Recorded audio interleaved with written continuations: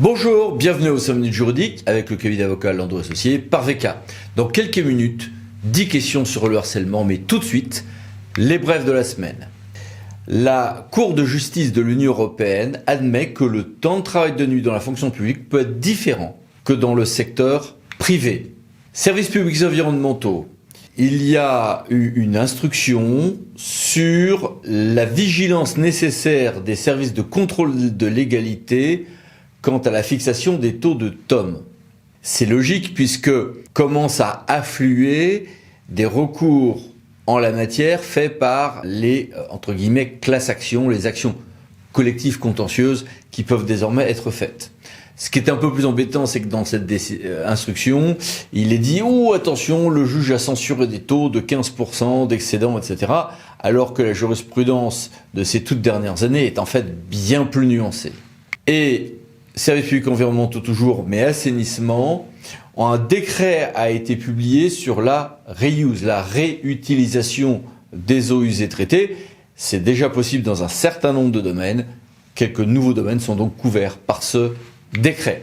En matière d'urbanisme, le Conseil d'État a répondu à une question: devant quel juge faut-il aller quand on parle d'indemnisation des préjudices causés par un permis de construire valant également autorisation d'exploitation commerciale?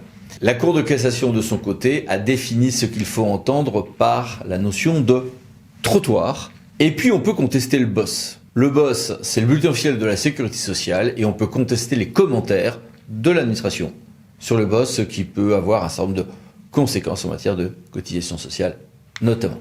Les collectivités seront intéressées aussi par le fait de savoir qu'il y a un nouveau service en ligne sur les successions vacantes, ce qui pour un certain nombre de cas, pour des biens mis en dépôt, pour des édifices menacés en ruine ou autres, peut être utile, ou pour des récupérations de biens vacants et sans maître. Et puis les mini-brèves, que voici, que voilà, et que voici. Passons maintenant à notre grand dossier, fonction publique, 10 questions sur le harcèlement. Bon, le harcèlement est défini par un certain nombre de textes, notamment, voici des textes du Code général de la fonction publique qui définissent ce qu'est le harcèlement. Par exemple, pour le harcèlement moral, c'est des actes répétés, des agissements répétés qui ont pour objet ou pour effet une dégradation des conditions de travail susceptibles de porter atteinte au droit à la dignité donc d'un agent, d'altérer sa santé physique ou mentale ou de compromettre son avenir professionnel. Mais à côté de tout ceci, il y a donc un ensemble avec des protections, avec des sanctions, et au total, on se retrouve avec des régimes juridiques qui ont leur part de complexité entre les questions de contentieux qui peuvent être de légalité, disciplinaire, indemnitaire, pénale, en retour de boomerang de possibles diffamations ou dénonciations calomnieuses, et des problématiques à côté de management d'une part et d'octroi ou non la protection fonctionnelle d'autre part, avec un équilibre parfois délicat à conduire. J'ai voulu sur tout ceci poser 10 questions à Lorraine Krantz et Guillaume Glénard. Bonjour à tous les deux. Bonjour. Bonjour Eric. Commençons par toi Lorraine. Est-ce qu'un management cassant, c'est du harcèlement ? Eh bien, en principe, non. Le management cassant n'est pas constitutif de harcèlement moral. On peut avoir des tensions dans un service, des carences managériales. Ça ne suffit pas à qualifier une situation de harcèlement moral, même si souvent des agents peuvent s'en plaindre. Et ensuite, Guillaume, on organise une enquête. Oui, il est absolument indispensable, lorsqu'un agent se plaint de harcèlement moral, d'effectuer une enquête administrative. Et pourquoi ? L'objectif consiste à établir les faits pour savoir si les allégations de l'agent sont fondées ou ne le sont pas. Et avec quel conseil en termes de composition et de méthodologie ? Alors pour effectuer cette enquête administrative, il faut composer une équipe qui sera composée de personnes internes à la collectivité, 2 ou 3, mais il est tout à fait possible et même parfois utile de faire appel à une personne extérieure. Par exemple, on peut demander au centre départemental de gestion, pour une commune, pour un département, pour une région, de mettre à disposition un agent qui va participer à cette enquête administrative. En revanche, dans l'équipe d'enquêteurs, entre guillemets, bien évidemment, ne doit pas figurer la personne qui est accusée, à tort ou à raison, peu importe, mais qui était accusée de harcèlement moral. Et comment choisir les prestataires externes qui souvent complètent cette équipe composée en interne? L'idée, c'est de faire appel à des personnes qui connaissent le monde des collectivités publiques, qui ont des compétences, par exemple, managériales, ou qui ont des compétences dans le domaine de la santé psychologique, par exemple, des agents. Mais on est bien d'accord, ni copain, ni avocat. Il faut faire attention que les personnes qui vont conduire l'enquête sont impartiaux, donc il ne faut pas qu'il y ait des liens d'amitié ou de proximité avec l'agent qui accuse, qui se dit victime de harcèlement moral, ni avec la personne qui est accusée de harcèlement moral. Est-ce que l'on peut faire appel à des avocats? La question est un peu délicate. D'abord, sur le plan de l'opportunité, il ne nous paraît pas très opportun de faire appel à des avocats, tout simplement parce que cela est de nature à intimider les agents qui vont être auditionnés.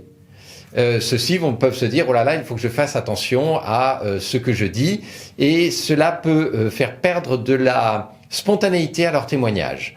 Et puis par ailleurs, mettre un avocat dans la boucle, si je puis dire, ça a aussi un autre inconvénient, c'est que en principe, conformément aux règles déontologiques des avocats, il faudrait indiquer à chaque personne auditionnée qu'elle peut venir avec son propre avocat, ce qui ne serait vraiment pas du tout opportun dans le cadre d'une enquête administrative qui doit rester une enquête interne.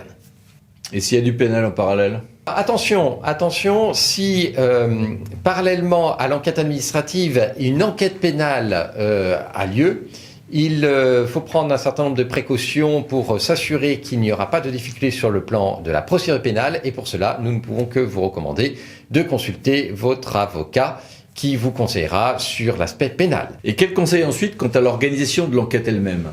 Il n'y a aucune règle. Ce qu'il faut, c'est auditionner l'ensemble des agents du service où les faits allégués auraient été commis, puis ensuite entendre l'agent qui se dit harcelé et également l'agent qui est accusé du harcèlement. Au stade de l'enquête, il n'y a pas d'autre formalité, comme je l'ai dit, à suivre, notamment il n'y a pas d'obligation de respecter le principe du contradictoire. L'idée, c'est simplement d'essayer d'établir les faits. C'est ensuite éventuellement qu'il y aura une procédure contradictoire qu'il faudra qu'il faudra respecter. C'est dans l'hypothèse où l'enquête révélerait une faute disciplinaire, et à ce moment-là, bien évidemment, si une procédure disciplinaire est engagée, le principe du contradictoire devra être respecté. Et peut-on sanctionner un agent qui a tort ou a raison dénonce un fait de harcèlement ? Alors en principe, non. Évidemment, c'est l'article L133-3 du Code général de la fonction publique qui indique sans aucune ambiguïté qu'aucune mesure concernant notamment la discipline ne peut être prise à l'égard d'un fonctionnaire au motif qu'il a notamment relaté des faits de harcèlement. C'est pareil d'ailleurs au motif qu'il a subi des faits de harcèlement ou qu'il a engagé un recours en vue de faire reconnaître un harcèlement. Il faut savoir que cette absence de mesures disciplinaires est valable même si la plainte fait l'objet d'un classement sans suite, donc même s'il n'y avait pas, au final, de harcèlement. Pour autant, dans certains cas, par exception, on va pouvoir sanctionner un agent qui a dénoncé des faits de harcèlement.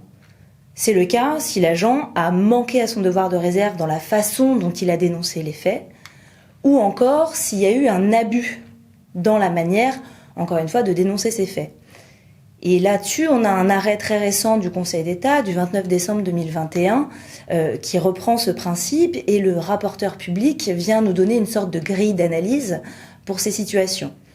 Donc dans un premier temps, il faut vérifier si oui ou non il y a eu harcèlement, puisqu'évidemment, si le harcèlement est allégué, la sanction probablement s'inscrit dans le cadre de ce harcèlement, et elle est illégale de fait. Mais si le harcèlement n'est pas allégué, est-ce que l'agent peut être sanctionné ? Là, le juge doit déterminer si les dénonciations ont été faites de bonne foi. Pour savoir si une dénonciation est faite de bonne foi, on procède en deux temps. Le premier temps, c'est de vérifier si l'agent s'en est tenu à des considérations de fait pour caractériser l'existence de son harcèlement moral. Et le deuxième critère, c'est de savoir s'il a bien adressé ces dénonciations à des personnes qui avaient vocation à connaître des agissements. Donc notamment le supérieur hiérarchique ou un référent interne qui a été désigné à cet effet. Et c'est seulement lorsque ces personnes n'ont pas réagi aux dénonciations, qu'à ce moment-là, l'agent peut rendre les faits publics. Sinon, il ne peut pas le faire. C'est en quelque sorte le même régime que celui des lanceurs d'alerte, puisque le harcèlement étant un délit, l'agent qui dénonce des faits de harcèlement se trouve de fait être un lanceur d'alerte et il doit respecter le même régime pour bénéficier de la protection qui va avec. Et l'agent harcelé peut-il demander la protection fonctionnelle? L'agent harcelé peut tout à fait demander la protection fonctionnelle. Celle-ci lui sera accordée au vu des résultats de l'enquête administrative. Il est clair que si l'enquête administrative conclut à ce qu'il n'y a aucune forme de harcèlement de manière certaine, la protection fonctionnelle pourra être refusée à l'agent qui s'est dit harcelé. En revanche, si l'enquête administrative conclut à l'existence de harcèlement ou à une vraisemblance du harcèlement, alors à ce moment-là, la protection fonctionnelle est due à l'agent harcelé. Eh ben, merci, au revoir à tous les deux. Au revoir. Merci, bonne journée. Et merci à vous. À bientôt pour une nouvelle vidéo, les 5 minutes juridiques, parlant d'associés pour VK. Pensez à vous abonner. Merci, au revoir.